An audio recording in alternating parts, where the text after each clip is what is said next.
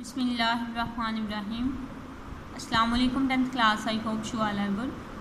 You know students, we have started class 10th chemistry chapter number 11 organic chemistry. In the previous lecture we have discussed the organic compounds and their sources. Today we are going to start lecture number 34 and we will discuss the uses of organic compounds. और ये topic start करने से पहले हमारे पास कुछ information है जो कि हमने पहले भी डिस्कस की हुई है कि जो ऑर्गेनिक कंपाउंड है इनको लेबॉरेटरी में तैयार किया जाता है कि नहीं किया जाता। तो ये हमारे पास थोड़ा सा इंट्रोडक्शन है कि 200 ईयर्स अगो ये कंसीडर किया जाता था कि ऑर्गेनिक कंपाउंड जो हैं इनको सिर्फ प्लांट्स और एनिमल्स ही जो है वो सिंथेसाइज करते हैं। और ये किस वजह से होता है, ये एक वाइटल फोर्स के ज़रिए होता है और ये एसेंशियल होती है ऑर्गेनिक कंपाउंड को सिंथेसाइज करने के लिए। लेकिन ये कंसीडर किया जाता था कि ऑर्गेनिक कंपाउंड को लेबॉरेटरी में जो है वो तैयार नहीं किया जाता। But the synthesis of urea in laboratory by FM Wohler in 1828 open the discipline on field of synthesis of organic compounds in laboratory. फिर क्या हुआ कि जो वोलर था इसने यूरिया को जो है वो तैयार कर लिया लेबॉरेटरी में और इसने जो है वो ऑर्गेनिक कंपाउंड को लेबॉरेटरी में तैयार करने के लिए डोर्स को ओपन कर दिया। अब ये कंसीडर किया जाता है कि 10 मिलियन ऑर्गेनिक कंपाउंड से ज़्यादा ही जो है वो ऑर्गेनिक कंपाउंड जो है वो लेबॉरेटरी में तैयार किए जा चुके हैं और इनको जो है वो सिंपल टू कम्प्लेक्स जो है वो अरेंज किया गया है, यानी कि पहले सिंपल आते हैं फिर कम्प्लेक्स फिर उससे कम्प्लेक्स इस तरह से। और इसके अलावा ये ड्रग्स में, मेडिसिन्स में, फ्लेवर्स में, फ्रेगरेंसेस में, प्लास्टिक, पेंट, सिंथेटिक फाइबर, रबड़ वगैरह में जो है ये प्रेजेंट होते हैं। और इसके अलावा कॉस्मेटिक का और डिटर्जेंट्स, इंसेक्टिसाइड्स और पेस्टिसाइड वगैरह में भी ये प्रेजेंट होते हैं और ये ऑर्गेनिक कंपाउंड्स थे जिनको हम लेबॉरेटरी में तैयार कर सकते हैं। तो स्टूडेंट्स, आज का जो हमारा मेन टॉपिक जो कि एक लॉन्ग क्वेश्चन है उसके बारे में हम डिस्कस करते हैं कि यूजेस ऑफ ऑर्गेनिक कंपाउंड्स क्या हैं। ऑर्गेनिक कंपाउंड्स को तो हमने बहुत ज़्यादा डिस्कस कर लिया, ये कैसे प्रिपेयर किए जाते हैं और अब हम यहाँ पर देखेंगे कि यूजेस क्या हैं इनके। नो डाउट कि थाउजेंड्स ऑफ ऑर्गेनिक कंपाउंड जो है इनको नेचुरली जो है एनिमल्स और प्लांट्स जो हैं वो तैयार करते हैं, लेकिन अब मिलियंस ऑफ ऑर्गेनिक कंपाउंड जो है इनको लेबॉरेटरीज में भी तैयार किया गया है। और ये कौन तैयार करता है, इनको केमिस्ट तैयार करते हैं। अब ये कंपाउंड जो हैं ये क्या है कि एवरी थिंग जो है इससे मिलके बनी होती है ये कंपाउंड से। अगर हम फूड देखें जिसको हम खाते हैं या डेली लाइफ में जितनी भी हमारी फुलफ़िल करती हैं हमारी नीड्स जो चीज़ें, उनको हम देखें तो वो भी ऑर्गेनिक कंपाउंड से बनी होती है। तो स्टूडेंट्स, अगर हम बात करें फूड की बात करें, क्लोथिंग की बात करें, हाउसेस की बात करें, फ्यूल की बात करें या मेडिसिन के शोबे में बात कर लें या रॉ मटेरियल के तौर पे बात कर लें, जहाँ पर भी हम बात करें हमें ऑर्गेनिक कंपाउंड की अहमियत जो है वो नज़र आती है, इनका यूज़ जो है वो नज़र आता है। किसी चीज़ को हम जब यूज़ करते हैं तो उसकी इम्पोर्टेंस जो है वो उससे भी ज़्यादा हो जाती है। तो आज हम डिस्कस करेंगे कि यूजेस ऑर्गेनिक कंपाउंड्स के क्या हैं और ये कहाँ कहाँ पर यूज़ होते हैं, फिर इसकी इम्पोर्टेंस का भी हमें पता चल जाएगा। तो सबसे पहले हम बात करते हैं यूजेस एज फूड के तौर पे जो है वो ऑर्गेनिक कंपाउंड को किस तरह से यूज़ किया जाता है। तो हमें पता है कि हम जो फूड लेते हैं डेली लाइफ में, डेली जो यूज़ करते हैं उसमें मिल्क होते हैं, एग्स होते हैं, मीट, वेजिटेबल्स। इसके अलावा अगर हम बात करें तो ये जितनी भी चीज़ें हैं ये कंटेन करती हैं कार्बोहाइड्रेट्स को, प्रोटीन्स को, फैट्स को और विटामिन्स को। अब ये चीज़ें जिनकी मैंने बात की है, मिल्क, एग्स, मीट, वेजिटेबल्स, ये सारी क्या हैं, ये ऑर्गेनिक कंपाउंड्स हैं जो हम अपनी डेली लाइफ में यूज़ करते हैं। और अगर हमारे पास मिल्क ना हो, एग्स, मीट, वेजिटेबल्स ना हो तो हमारी नीड को जो है वो कोई और चीज़ इनको रिप्लेस ना कर सके, इनको जो है वो फुलफ़िल ना कर सके इन ज़रूरियात को। तो इट्स मीन के जो फूड के तौर पे ऑर्गेनिक कंपाउंड्स हैं इनकी तो बहुत ज़्यादा इंपॉर्टेंस है कि अगर ये ना मिले तो जितनी ज़्यादा यहाँ पर आबादी है ये फुलफ़िल ना कर सके हमारी ज़रूरियात को जो फूड की हैं। तो यानी कि हमें ऑर्गेनिक कंपाउंड जो है वो हमारे लिए कितने इम्पोर्टेंट हैं।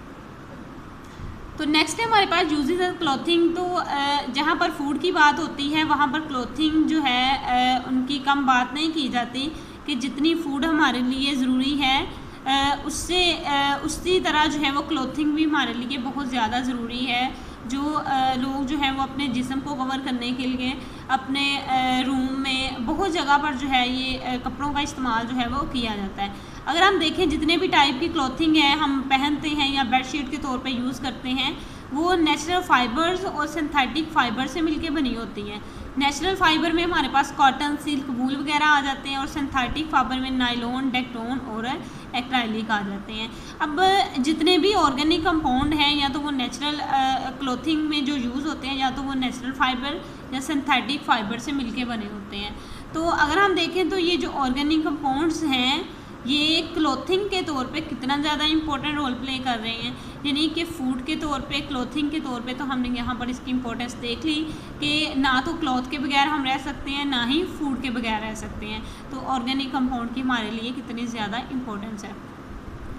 नेक्स्ट हमारे पास यूजेज एज हाउसेस के तौर पे यूज़ जो है वो इसका किस तरह से है कि ये तो आपको पता है कि वुड इज सेलुलोज। वुड जो है ये सेलुलोज होती है, ये नेचुरली सिंथेसाइज्ड ऑर्गेनिक कंपाउंड है सेलुलोज। अब अगर हम देखें तो हाउसेस वगैरह या किसी फर्नीचर में या और भी बहुत सी किस्में हैं जिसमें जो है ये यूज़ किया जाता है हाउसेस का, ठीक है, इसका ऑर्गेनिक कंपाउंड का हाउसेस में। अगर हम देखें तो फूड के तौर पे, क्लॉथिंग के तौर पे तो इसकी बहुत ज़्यादा इंपॉर्टेंस है।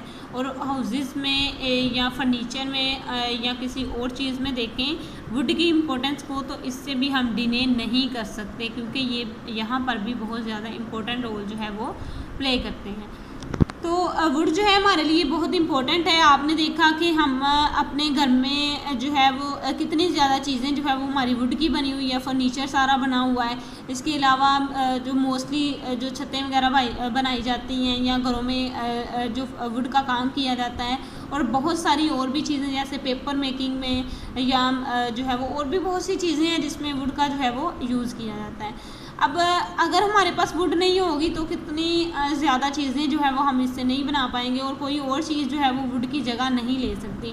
तो इट्स मीन कि वुड की इंपॉर्टेंस जो है वो बहुत ज़्यादा है।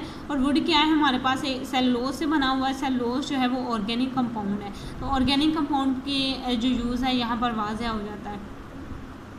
इसके बाद फ्यूल है, तो जहाँ पर हम फूड की, क्लॉथिंग की, हाउसेस की बात करते हैं तो फ्यूल भी जो है इसका यूज़ भी जो है ये कम नहीं है, इसकी इंपॉर्टेंस जो है वो भी कम नहीं है। क्योंकि जितने भी ऑटोमोबाइल्स की बात करें डोमेस्टिक पर्पस के लिए, कोल, पेट्रोलियम, नेचुरल गैस जो हम यूज़ करते हैं, ये सारे फ्यूल जो हैं इनकी इंपॉर्टेंस कम नहीं है। ये बहुत ज़्यादा जो हैं वो हमारी लाइफ में अपना इम्पोर्टेंट रोल प्ले करते हैं। और ये सारे क्या हैं, ये ऑर्गेनिक कंपाउंड्स हैं। और ये ऑर्गेनिक कंपाउंड जो है ये हासिल होते हैं प्लांट से। और प्लांट जो है इनको सिंथेसाइज कैसे करते हैं कि जो डेड प्लांट होते हैं जब अंडर दी अर्थ जो है वो बरीड हो जाते हैं, फिर उन पे प्रोसेसेस होते हैं, तो फिर क्या होता है कि ये चेंज हो जाते हैं। जब प्रेशर वगैरह इनको मिलता है तो कोल, पेट्रोलियम और नेचुरल गैस वगैरह में चेंज हो जाते हैं। ये इनको जो है फॉसल फ्यूल्स भी कहा जाता है। और ये सारे क्या हैं, ऑर्गेनिक कंपाउंड्स हैं और इनकी इंपॉर्टेंस जो है वो बहुत ज़्यादा है। इसके बाद हमारे पास है यूजेस एज मेडिसिन। आपको पता है कि जहाँ पर हम फूड ले रहे हैं और क्लॉथिंग की बात कर रहे हैं या हाउसेस की बात कर रहे हैं, वुड की, फ्यूल की बात कर रहे हैं, तो मेडिसिन जो है ये इम्पोर्टेंट पार्ट है हमारी लाइफ का। कि अगर कोई भी हमारा सिस्टम है वो डैमेज हो जाता है या किसी भी तरह से हम कोई भी मशीनरी है उसमें कोई ना कोई फॉल्ट आ जाता है, तो उसके लिए मशीनरी लाइक हमारे लंग्स वर्क कर रहे हैं, हमारा स्टमक वर्क कर रहा है, हमारा हार्ट वर्क कर रहा है, तो ये लाइक अ मशीन काम कर रही है, ठीक है। तो कभी ना कभी इसमें तो कोई फॉल्ट आ ही जाता है ना कि किसी ना किसी डिसऑर्डर की वजह से या इस तरह से। तो मेडिसिन जो हैं इस फील्ड में बहुत ज़्यादा इंपॉर्टेंट रोल प्ले करती हैं। और मेडिसिन जो है इनको नेचुरली भी सिंथेसाइज किया जाता है और आर्टिफिशियली भी किया जाता है। कुछ जो है वो मैन मेड भी होती हैं ये, तो ये प्लांट से भी हासिल की जाती हैं, ठीक है। तो इसमें जो है वो मोस्टली लाइफ सेविंग भी होती हैं medicine and drugs such as antibiotics की बात करें जो इनहिबिट करती है और किल करती है माइक्रो ऑर्गेनिजम्स को, और इन्फेक्टियस जो डिजीज़ होती हैं इनको जो है वो रोकती है। और ये सारी जो है लेबॉरेटरी में तैयार की जाती हैं। ये किसकी वजह से हैं, ये हैं ऑर्गेनिक कंपाउंड की वजह से, ठीक है। तो ऑर्गेनिक कंपाउंड जो है ये बहुत ज़्यादा इंपॉर्टेंट रखते हैं एज अ मेडिसिन भी, क्योंकि अगर एक इंसान है तो कोई ना कोई उसमें जो है वो फॉल्ट ज़रूर है, या तो कोई डिसऑर्डर हो गया, किसी फंक्शन जो है वो अपना नहीं कर रही कोई भी बॉडी पार्ट, तो उसके लिए मेडिसिन जो है वो हमारी लाइफ में बहुत ज़्यादा इंपॉर्टेंस रखती है। तो ये ज़रूरी है, जैसे हम एक मशीन है तो उसको वो वर्क नहीं कर रही तो उसको ऑयल लगाते हैं, ठीक है। तो ऑयल वगैरह से उसकी क्या है कि वो रेजिस्टेंस जो है वो कम हो जाती है, तो फिर वो वर्क करना जो है वो शुरू कर देती है। तो इसीलिए इसी तरह से जैसे हम कोई मशीनरी है उसको ऑयल लगाते हैं, तो इसी तरह हमारी बॉडी में जो है वो मेडिसिन ऑयल की इंपॉर्टेंस रखती है कि अगर वर्क नहीं कर रही तो हम ऑयल लगाएंगे तो वो फंक्शन अपना परफॉर्म करना शुरू कर देगी। तो यहाँ पर आपने देखा कि यूजेस एज अ मेडिसिन हम किस तरह से करते हैं ऑर्गेनिक कंपाउंड का। तो लास्ट है हमारे पास यूजेस एज रॉ मटेरियल्स। तो रॉ मटेरियल के तौर पे हम किस तरह से यूज़ करते हैं कि ऑर्गेनिक कंपाउंड जो है इसको यूज़ किया जाता है वैरायटी ऑफ मटेरियल्स बनाने के लिए। लाइक अगर हम देखें रबर को देखें, paper, ink, drugs, dyes, paints वगैरह, तो इसके अलावा पेस्टिसाइड्स वगैरह भी देखें जो पेस्ट को मारने के लिए यूज़ होती हैं। तो ये सारे जो हैं ये रॉ मटेरियल्स हैं जो कि हम तैयार करते हैं ऑर्गेनिक कंपाउंड से। पेपर हम तैयार करते हैं, वुड से बना होता है, ठीक है। रबर को तैयार करते हैं, इंक, ड्रग्स वगैरह, डेज वगैरह, पेंट्स वगैरह, तो ये सारे क्या है, ये ऑर्गेनिक कंपाउंड से रॉ मटेरियल मिलके बने हुए हैं। और इनकी इम्पोर्टेंस आपको पता ही है, पेंट की कितनी है, डेज की कितनी है, ड्रग्स की, इंक की, पेपर की, रबर की, इनकी इम्पोर्टेंस जो है वो बहुत ज़्यादा है, ठीक है। तो ये सारे यूजेस थे हमारे पास ऑर्गेनिक कंपाउंड के। इनमें से एक भी यूज़ जो है इससे भी हम डिले नहीं कर सकते, क्योंकि इसका अपना ही एक इम्पोर्टेंट पार्ट है हमारी लाइफ में, ठीक है।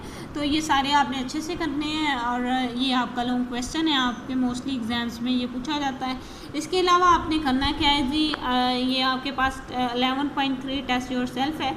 इसमें ना कुछ क्वेश्चंस दिए गए, डिफाइन पेट्रोलियम है, या what type of compounds are synthesized by plants, जो है वो किस तरह के कंपाउंड है वो प्रिपेयर करते हैं, या CNG स्टैंड किसके लिए करता है, ये सारे हमने जो है वो पढ़े हैं, ठीक है।